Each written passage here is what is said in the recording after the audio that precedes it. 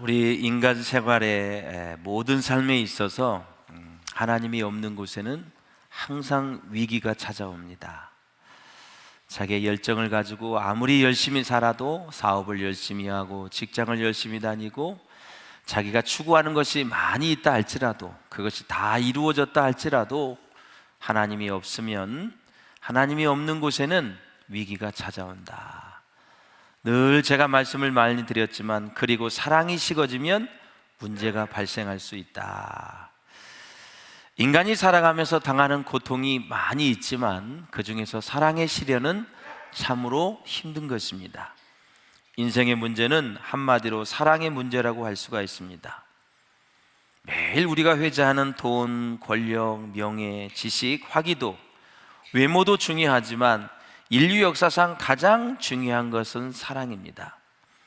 우리 인생은 사랑 때문에 죽고 사랑 때문에 삽니다. 아브라함의 생애 가운데 가장 힘들고 어려운 날이 찾아왔습니다. 여러분은 어떤 날이 가장 힘들었던가요? 아브라함은 지금 가장 힘들고 어려운 날을 맞이하게 됐습니다. 바로 하나님에 대한 사랑의 시험입니다. 아브라함의 믿음의 삶에는 크게 두 번의 계기가 있었습니다. 첫째, 갈대아 우르에서 들려주신 하나님의 음성, 하나님이 찾아가 주셨어요. 아브라함을 만났는데 너는 너의 본토, 친척, 아비의 집을 떠나서 내가 네게 지시할 땅으로 가라. 사랑하는 여러분, 떠나는 것이 구원의 시작이고 떠나게 되면 하나님을 의지하게 됩니다. 근데 떠나는 것이 쉽지 않았다. 지금처럼 먹을 것이 보장이 되어 있습니까? 내비게이션이 있습니까? 식당에 가는 곳마다 있습니까? 안전이 제대로 되어 있습니까? 치안이 아주 안 좋았습니다. 당시에는 고대 근동지방에서 그 지역을 떠나면 굉장히 강도와 살해 위협에 노출될 수밖에 없다라는 거죠. 떠나는 것이 구원의 시작이었습니다. 아브라함에게 있어서. 둘째, 아브라함의 믿음이 절정에 이를 때쯤에 이삭을 드리라는 것이죠.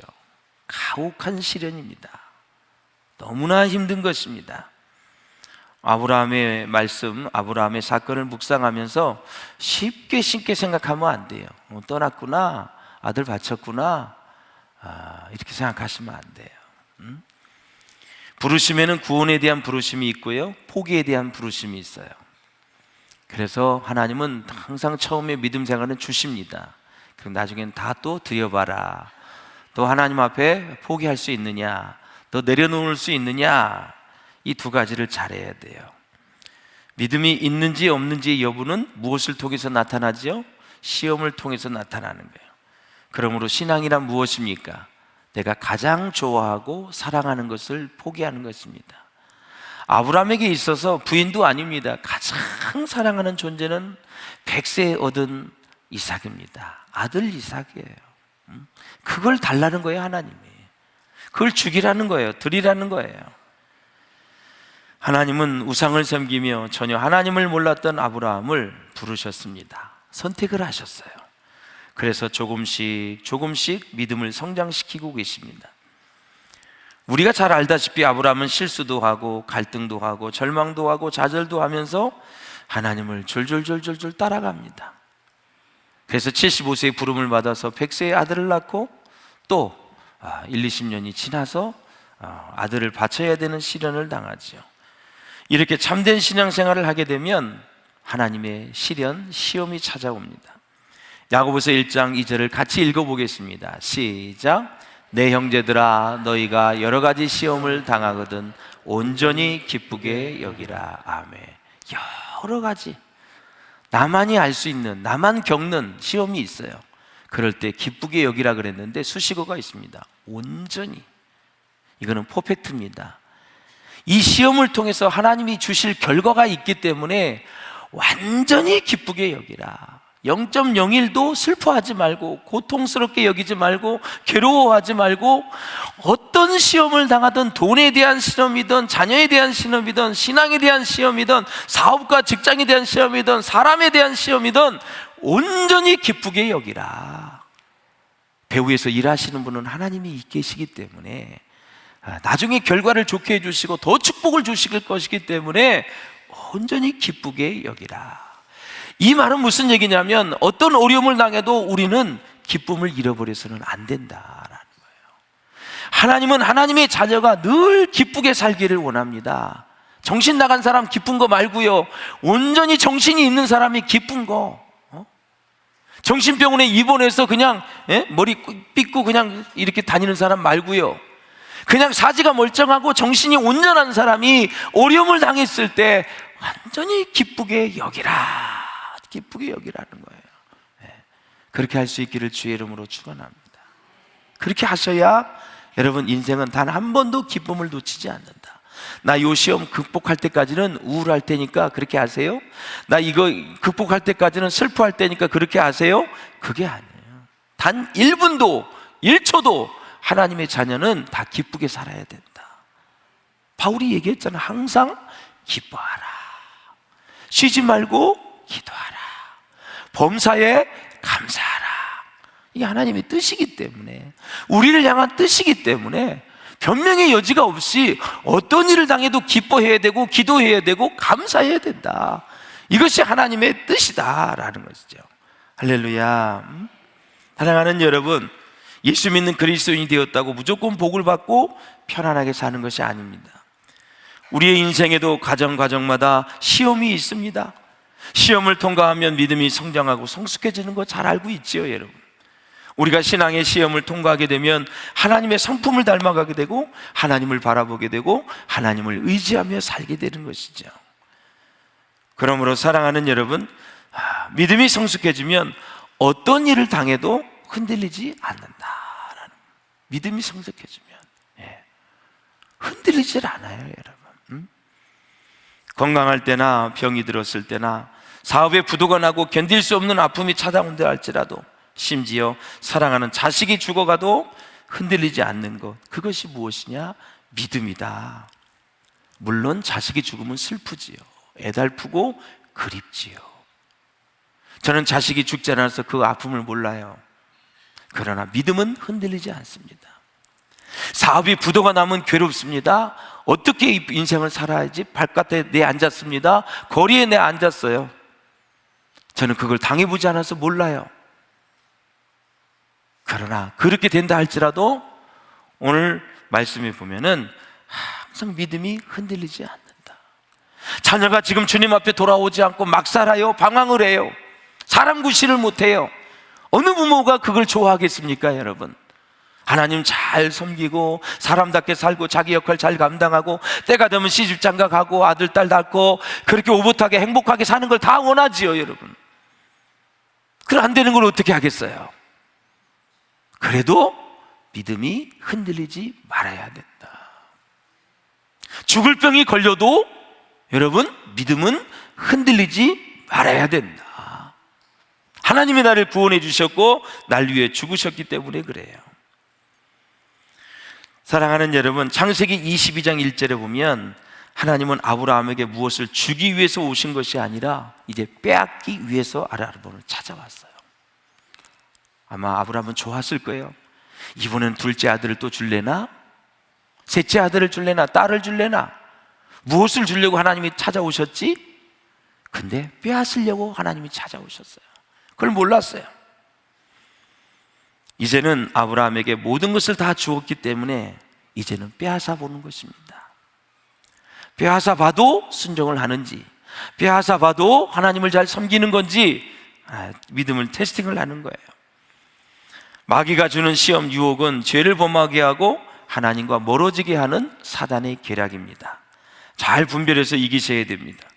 반면에 하나님이 주신 시험, 테스트는 이기면 복이 되는 것입니다. 아브라함처럼요, 이기면 복이 되는 거예요. 마라의 쓴물처럼 그것도 역시 테스팅이었습니다. 하나님이 일부러 물을 안 준 것입니다.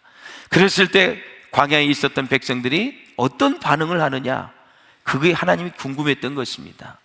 역시 해보니까, 테스팅 해보니까 250만 명은 다 실패입니다. 하나님을 원망하고 모세를 원망했기 때문에. 모세 하나만 하나님께 기도를 했습니다. 그 지도자 덕분에 그들이 살았지요. 사랑하는 여러분, 믿음의 시험은 우리가 합격할 때까지 옵니다. 피하지 마십시오. 어떤 시험이 오면, 어떤 사람에 대해서 힘들면 이겨나가십시오. 피한다고 하면 다음에 또 옵니다. 또 와요. 계속 와요. 이기셔야 돼요. 할렐루야. 시험을 잘 극복하는 사람은 빠른 속도로 삶의 기쁨과 즐거움을 맛볼 수가 있는 것입니다. 그리고 누구든지 시련, 트라이얼이라 그러죠. 겪습니다. 시련을. 잘못하지 않아도 시련은 옵니다. 이것도 잘 참고 받아들이면 복이 되는 것입니다. 인생은 딱 세 가지예요. 마귀가 주는 유혹이 있습니다. 이거는 우리가 멸망하는 거고요. 하나님이 주신 테스팅, 시험이 있습니다. 이기면 복입니다. 나와 상관없이 외부 환경을 통해서 시련이 옵니다. 이것이 트라이얼, 시련입니다. 마귀가 주는 유혹, 하나님이 주시는 테스팅, 시험, 외부 환경에서 오는 트라이얼, 시련, 이 세 가지를 다 이기면 믿음이 성장하고 성숙하고 하나님의 큰 축복을 경험하고 축복의 지경이 넓어지게 되고 하나님을 더 깊이 알아가게 된다라는 것이죠. 할렐루야. 사랑하는 여러분, 아브라함은 100세의 아들을 낳게 됩니다. 기적이지요. 그런데 문제가 생겼습니다. 아브라함의 의식 속에 하나님이 점점 사라지고 있고요. 사랑하는 아들 이삭에게만 고정되기 시작을 했습니다. 하나님을 그렇게 가장 경외했던 아브라함이 이삭을 더 아끼게 되었습니다. 그의 모든 관심은 하나님보다는 하나님이 주신 이삭에게 완전히 집중이 되어 있었다. 늦둥이가 이쁘다 그러죠? 이쁠 수밖에 없죠. 100세는 늦둥이 중에 늦둥이입니다. 여러분, 얼마나 이뻤겠어요. 정리하자면 아브라함은 이삭을 선물로 주신 하나님보다 하나님이 주신 이삭을 더 귀중하게 여겼기에 하나님이 다 눈치를 챘습니다. 하나님은 지금 저와 여러분이 무엇을 사랑하고 있는지, 어디에 관심을 두고 사는지 다 아시는 분이에요. 이때 하나님은 내 아들, 내 사랑하는 독자 이삭을 바쳐라, 이렇게 말씀하십니다. 시험의 핵심은 이삭이 아니었습니다. 하나님을 향한 사랑이었습니다. 아브라함아 부르십니다. 주여, 내가 여기 있나이다. 지난날 아브라함의 대답과는 많은 차이가 있습니다. 큰 차이가 있어요. 하나님, 어떤 명령을 내릴지라도 응답할 준비가 되어 있습니다 라는 뜻입니다. 그래서 믿음의 마지막 단계는 나를 포기하고 하나님을 바라보는 것입니다. 인간의 비극이 어디서 시작될까요, 여러분? 바로 하나님을 의지하지 않고 유한한 자신을 의지하는 데 있습니다. 우리 모두는 다 때가 되면 죽습니다. 우리는 죽음을 준비하지 않고 마지막 순간까지 무엇인가 붙잡기 위해서 막 노력하면서 삽니다. 죽음을 생각하는 사람이 지혜로운 사람입니다. 이삭을 바치기 위해 모리아산에 오르게 됩니다. 그래서 우리의 신앙의 절정은 뭐예요? 순종입니다. 순종해 보지 않는 사람은 신앙의 세계를 경험할 수가 없습니다. 자신을 의지하면 하나님께 순종할 수가 없습니다. 이삭은 스스로 죽으면 안 됩니다. 반드시 번제로 드려져야 합니다. 아버지가 칼을 들어 아들의 심장을 찔러야 됩니다. 당하는 이 아들을 지켜보아야 되는 것이죠. 이것이 바로 독생자 예수 그리스도를 십자가에 못 박도록 내어주신 고통당하신 하나님 아버지의 마음입니다. 얼마나 하나님 마음이 아프셨습니까? 골고다 언덕에 십자가에 돌아가신 피와 눈물과 다 창을 찔려서 살이 찢어져 나가면서 당했던 그 아픔, 그걸 지켜보시는 하나님 아버지의 마음이 읽어지십니까, 여러분? 아브라함은 이삭을 데리고 즉각적으로 순종을 합니다. 지체하지 않아요. 창세기 22장 3절에 보면 아브라함이 아침에 일찍이 일어나 나귀의 한 장을 지우고 두 종과 그의 아들 이삭을 데리고 번제에 쓸 나무를 쪼개어 가지고 떠나서 하나님이 자기에게 일러주신 곳으로 가더니 모리아산으로 갑니다. 아브라함이 기분이 나빠가지고 한라산으로 가야 되는데 백두산으로 가고, 백두산으로 가야 되는데 지리산으로 가고, 그랬습니까? 내가 지시하는 산으로 가라. 이미 하나님은 어린 양을 준비해 놓고 그 산에 가라는 거죠. 얼마나 계획적인 하나님인지 몰라요. 하나님의 계획은 다 우리에게 축복을 주시기 위해서, 하나님의 계획은 다 우리에게 믿음이 성장하기 위해서, 하나님의 계획은 다 하나님을 깊이 알게 하기 위한 계획이라는 사실입니다. 여러분, 축복을 주어도 시련을 주어도 사업이 망해도 질병이 와도 자녀가 속을 새겨도 모든 목적은 하나님을 알기 위함입니다. 욥이 그것을 우리에게 반증합니다. 몸이 아파도, 부인이 떠나가도, 자식이 다 죽어도, 모든 물질이 다 없어져도 하나님의 목적은 여호와를 깊이 아는 것입니다. 딴소리 하지 말아라. 내가 너를 만들었다. 내가 너를 죽일 권한도 있고, 사단에게 이 모든 욥을 내두었습니다. 생명만은 건드리지 말아라. 모든 인생의 주권이 하나님 앞에 있는 것입니다, 여러분. 할렐루야. 그걸 생각하면서 사셔야 돼요. 가끔 우리는 하나님의 명령을 받고도 지체하다가 순종의 기회를 잃어버릴 때가 있습니다. 그러므로 정리하자면 순종은 기회입니다. 하나님께 인정받을 수 있는 기회입니다. 하나님께 사랑받을 수 있는 기회입니다. 하나님께 축복을 받을 수 있는 기회다라는 거죠. 신명기 28장 2절을 보실까요? 시작. 내가 내 하나님 여호와의 말씀을 청종하면 이 모든 복이 내게 임하며 내게 이르리니. 아멘. 사랑하는 여러분, 그렇습니다. 이삭을 제물로 바치는 이야기는 인류를 구원하기 위해 오신 자신의 아들을 세상에 내어주는 하나님 아버지의 이야기예요. 그렇습니다, 여러분. 믿음이란 하나님의 아들 예수를 잘 만나는 거 아닙니까? 그리스도를 바라보는 것입니다. 믿음이 가진 사람이 병들어 죽을 수도 있고 실패할 수도 있습니다. 그러나 그러한 어려운 상황에도 예수 그리스도를 붙잡는다면 그것이 진짜 백이 믿음이다라는 사실이에요. 할렐루야. 창세기 22장 1절에 보면 그 일 이후에 하나님의 아브라함을 시험하시려고 그를 부르시되 아브라함아 하시니 그가 이르되 내가 여기 있나이다. 그 이전에 여러분 무슨 일이 있었어요? 이삭이 탄생해서 너무 좋았습니다. 최고의 기쁨이 누렸습니다. 이스마엘과 하갈의 문제가 다 해결이 되었습니다. 셋째는 아비멜렉과의 관계가 회복이 되었습니다. 모든 것이 잘 되어가고 형통할 때어 있었습니다. 요즘으로 얘기하면 가족이 모두 건강합니다. 진학도 좋은 대학을 갑니다. 취업도 잘 됩니다. 돈도 잘 법니다. 사업도 잘 됩니다. 승진도 잘 됩니다. 아픈 곳이 하나도 없습니다. 관계가 좋아서 어디를 가도 인정을 받습니다.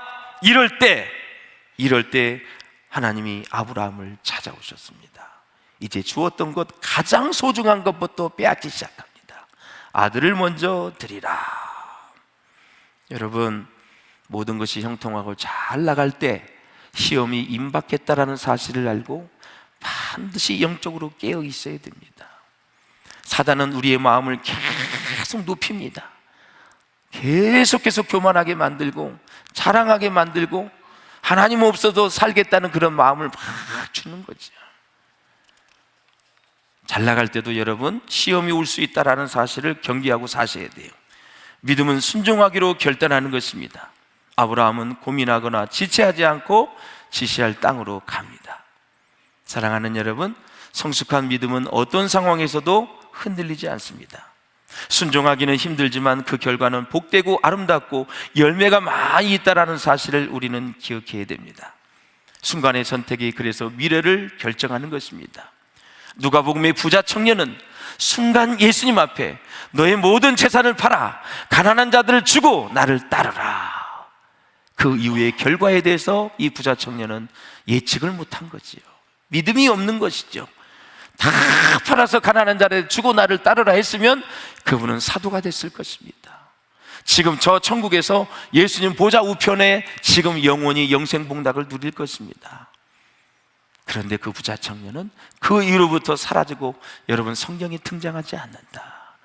하나님 관심이 없는 것입니다.